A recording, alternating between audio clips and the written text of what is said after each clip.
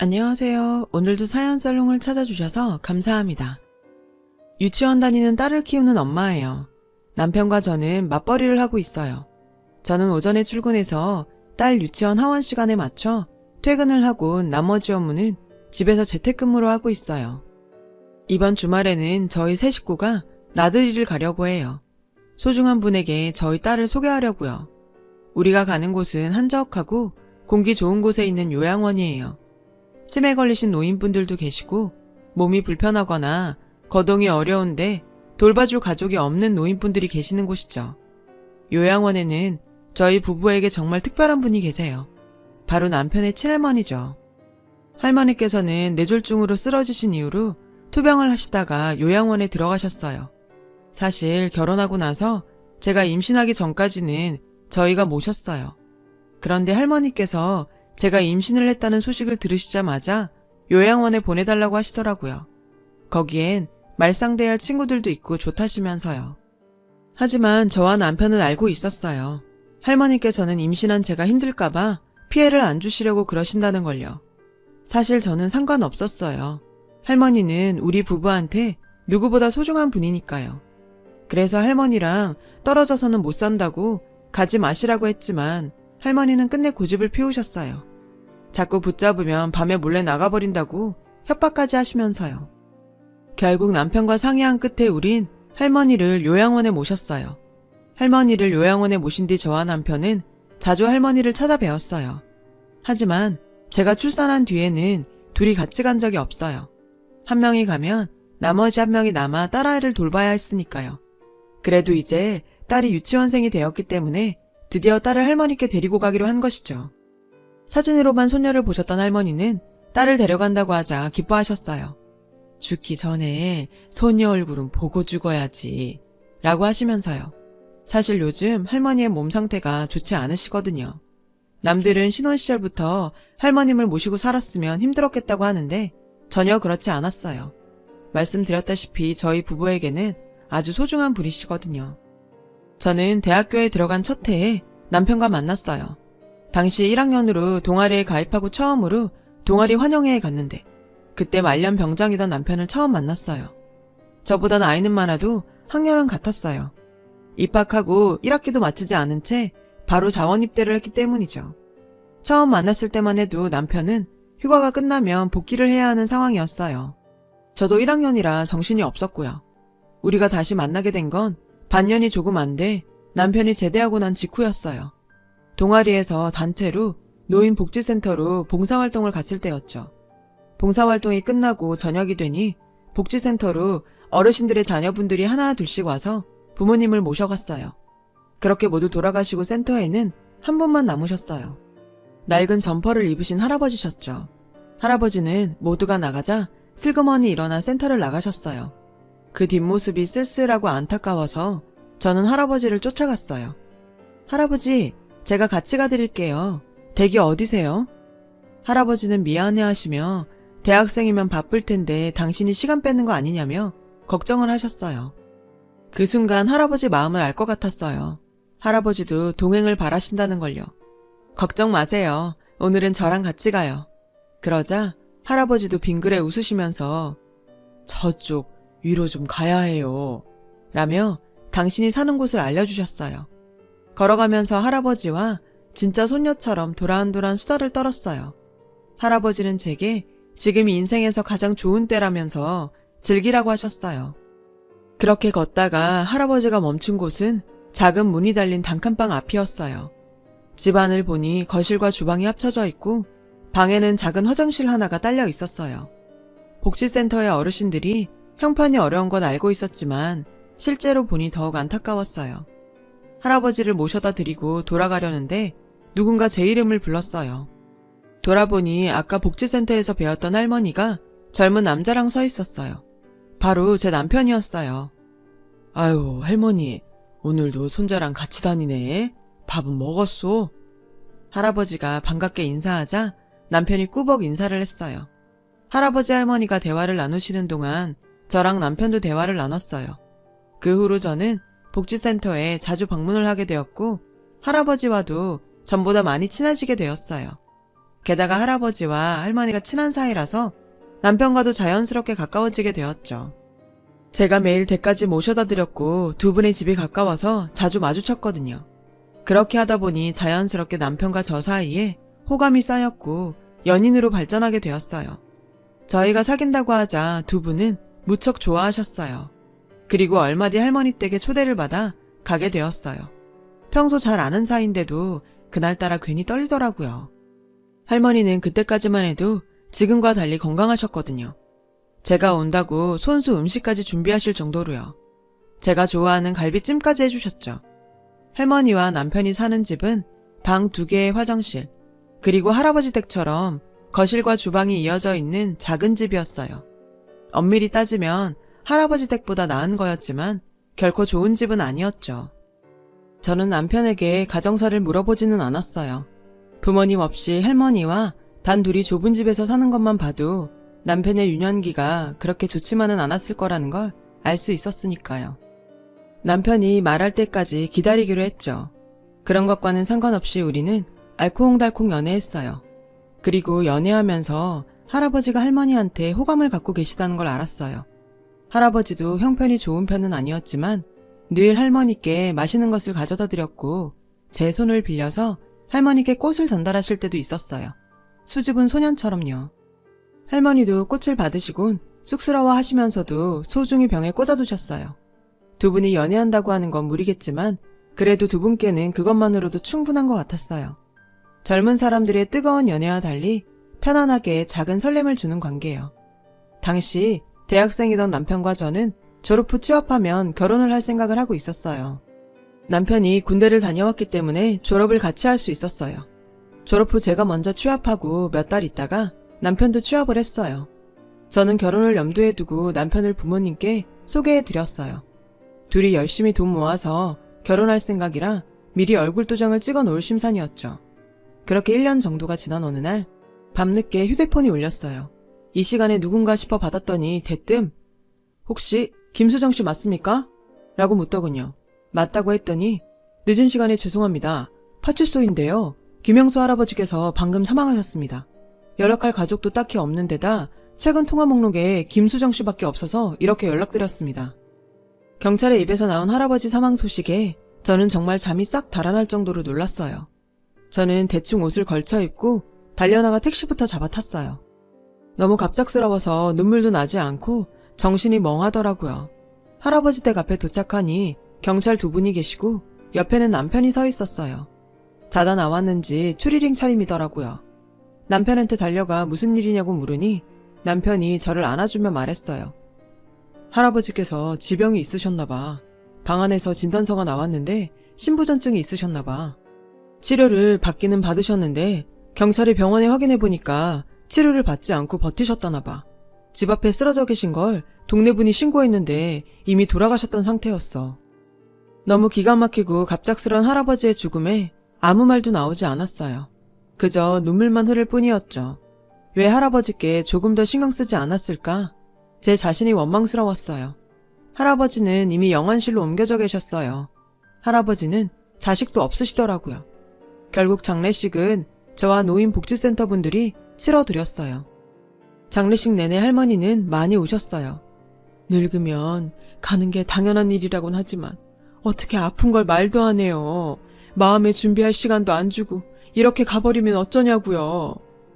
영정 앞에 앉아 넋두리를 하시는데 그 모습이 너무도 애처로웠어요.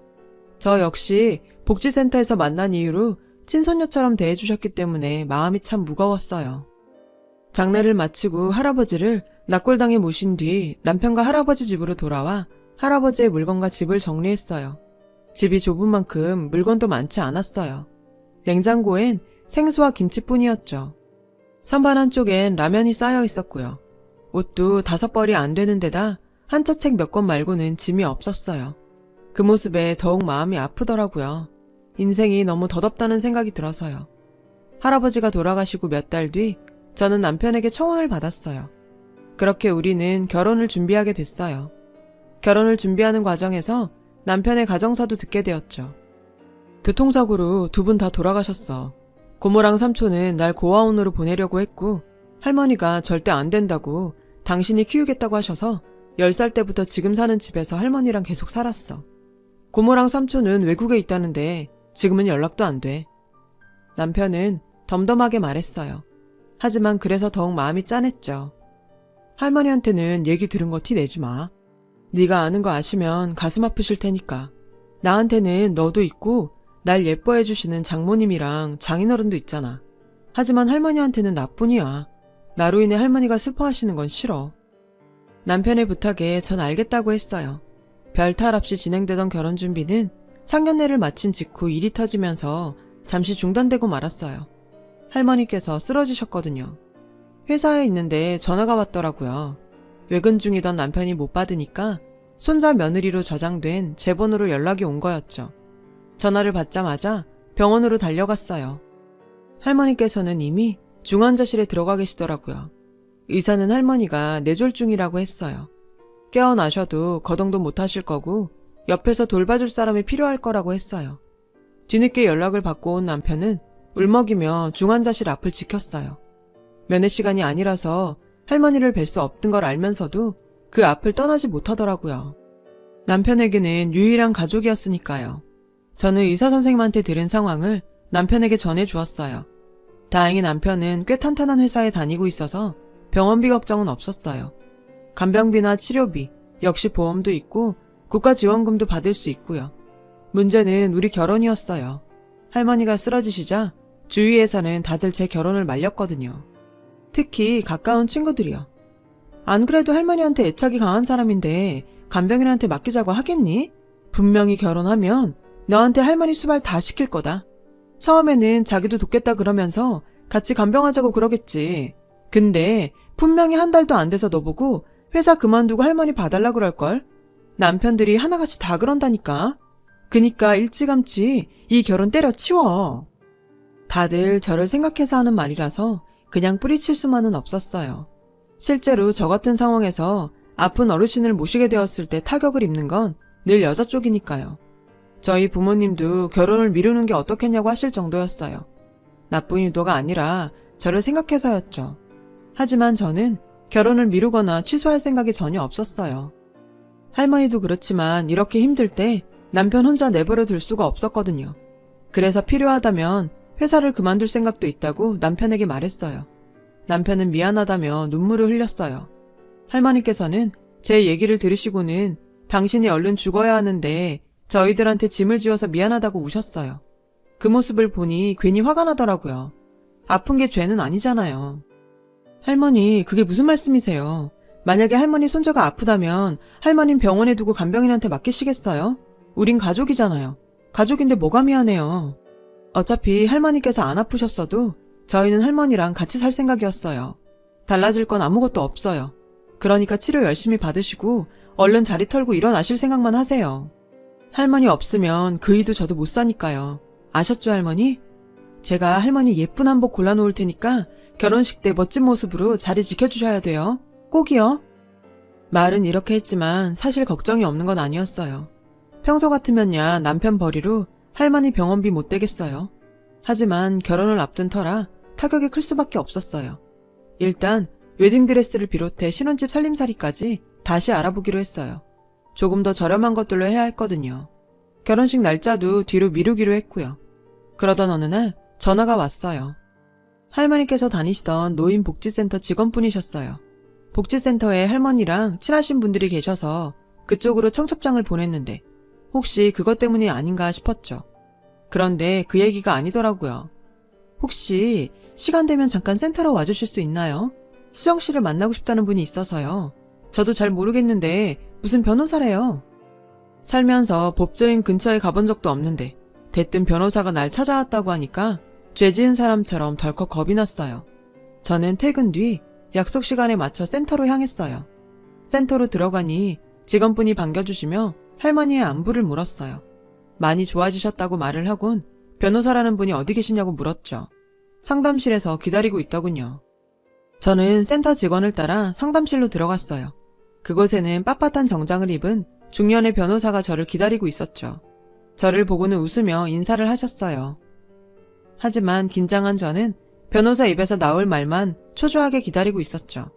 저는 자리에 앉자마자 저는 잘못한 게 없는데 왜 저를 찾아오셨냐고 물었어요. 집도 아니고 왜 센터로 찾아오셨냐고요.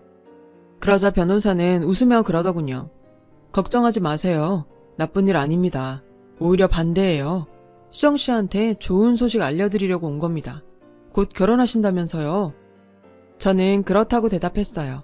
제 대답을 들은 변호사는 서류를 몇 개 꺼내서 하나하나 펼치며 설명을 했어요. 저는 몇 달 전에 돌아가신 김영수 씨의 변호사입니다. 어르신께서 본인 소유의 재산과 아파트 한 채를 모두 수정 씨에게 남기셨습니다. 저는 기절할 듯이 놀랐어요. 단칸방에서 라면을 쌓아두고 사시던 할아버지가 이 정도의 재산을 가지고 있다는 것도 놀랍고 그걸 피 한 방울 섞이지 않은 저에게 남기셨다는 게 도저히 믿어지지가 않았거든요. 저는 뭔가 잘못된 것 같다고 말했어요. 제가 그걸 받을 이유가 없다고요. 많이 혼란스러우시죠? 어르신께서 그럴 줄 아시고 편지 한 통 남기셨습니다. 변호사는 제게 종이 한 장을 내밀었어요. 단정한 글씨체로 적힌 편지였죠. 수정아, 이 편지를 받을 때면 나는 이미 세상을 떠나고 없을 게다. 넌 은석이랑 결혼 준비를 하고 있겠구나. 내가 이 편지를 쓰는 건 내가 살 날이 얼마 안 남은 것 같아서란다. 나는 젊은 시절에 사업으로 큰 돈을 벌었고 성공의 기쁨도 맛보았단다. 하지만 나는 성공에 취해서 가정을 지키지 못했어. 내 아들은 어린 나이에 병으로 세상을 떠났고 아들이 죽고 나자 아내도 내 곁을 떠났단다. 아들이 나와 아내를 이어주던 끈이었는데 그게 사라져버렸으니까. 아내는 내게 일에 미친 사람이라고 일에 미쳐서 아들이 아플 때도 거들떠보지도 않았다면서 많이 울었단다. 그 후로 나는 사업을 정리하고 아무도 모르는 곳으로 숨어버렸다. 처음엔 죽을 생각이었단다. 그래서 집에다 유서도 쓰고 나왔지. 하지만 차마 목숨을 끊을 수 없었다. 나는 죽을 자격도 없는 놈이니까. 죽어서 하늘에서 아들을 만나면 얼마나 원망의 소리를 들을까 무서웠어. 그래서 낯선 달동네로 숨어들었지. 수정아, 너는 죄 많은 내게 참 과분한 친절을 베풀어준 손녀였단다. 나를 위해 은석의 할머니와 나 사이에서 뛰어다니며 선물을 전달하던 내 모습이 잊혀지지 않는구나. 나는 죄 많은 몸이지만 그래도 너에게 해줄 수 있는 게 한 가지는 있어서 얼마나 다행인지 모르겠다. 내가 지금까지 가지고 있던 재산들과 아파트는 너의 결혼에 보태거라. 수정아, 할머니 모시고 잘 살아야 한다. 편지를 읽는데 나도 모르게 눈물이 흘러내렸어요. 제가 해드린 것도 없는데 고맙다니요. 전 그런 인사를 받을 자격이 없다고 생각했어요. 할아버지께서 아프신 것도 눈치 못 챘고 공공하게 사시는 걸 알면서도 바쁘다는 핑계로 제대로 들여다보지도 못했으니까요. 그런데 제가 어떻게 할아버지 유산을 받아요. 저는 변호사한테 받을 수 없다고 했어요. 그러자 변호사가 그러더군요. 어르신께서 돌아가시기 몇 주 전에 저를 찾아오셨어요. 그때 그런 말씀을 하시더군요. 한창 잘 나갈 때는 주변에 사람이 참 많았는데 집 나와 형편없는 행색으로 다니니 누구 하나 인사 건네는 사람이 없더라고요. 처음으로 살갑게 다가와 안부도 묻고 자신을 집까지 데려다준 사람이 수정 씨였대요. 어린 아가씨가 늙은 할아비 걱정을 하는 게 그렇게 고맙고 예쁘더라고요. 수정 씨, 사람이 사람한테 해줄 수 있는 최고의 선행이 뭔지 아세요? 외로운 사람에게 말을 걸어주는 겁니다. 별거 아닌 그 한마디가 어르신에게는 희망이었고 행복이었을 겁니다. 그러니 수정 씨는 어르신의 유산을 받을 자격이 충분한 사람입니다. 어르신의 마지막 소원이니 꼭 받아주세요. 변호사는 제게 어르신의 통장과 아파트 명의 서류를 건네주고 갔어요. 그날 밤 어르신이 제게 유산을 남겼다는 얘기를 들은 남편과 할머니는 제가 그랬던 것처럼 깜짝 놀랐어요. 할머니는 사람 뒤통수 치는 재주가 있는 양반이라며 애잔한 미소를 지으셨죠. 얼마 뒤 저희는 할아버지가 남겨주신 강남 아파트로 이사를 했어요. 할머니 방에는 고가의 최신 의료 침대도 들어놓았고요. 할아버지께서 주신 돈으로 구입을 했죠. 그 후로 저희는 계속 할머니를 모시고 살았어요. 할아버지가 남기신 돈 덕분에 간병인도 쓸 수 있어서 저는 일을 하면서 할머니를 간호할 수 있었죠. 비록 지금은 요양원으로 가셨지만요. 아직도 할머니와는 할아버지 얘기를 많이 해요. 다들 그리워하고 있거든요. 할머니는 종종 그러세요. 나도 곧 따라갈 거니까 가서 등짝이나 한 대 때려주련다. 고요. 할머니와의 이별을 준비해야 하는 상황이지만 그래도 마지막 날까지 남편하고 함께 최선을 다해 할머니를 돌보려고 해요. 어르신의 유언이기도 하니까요. 남은 시간 후회하지 않도록 저희도 최선을 다해보렵니다. 지금까지 제 사연을 들어주셔서 감사드려요. 여러분의 오늘도 희망이 가득하시길 바래요. 여러분, 사연 댓글에 응원과 현명한 조언 부탁드려요. 좋아요와 구독은 저에게 큰 힘이 됩니다. 오늘도 좋은 일 가득하세요.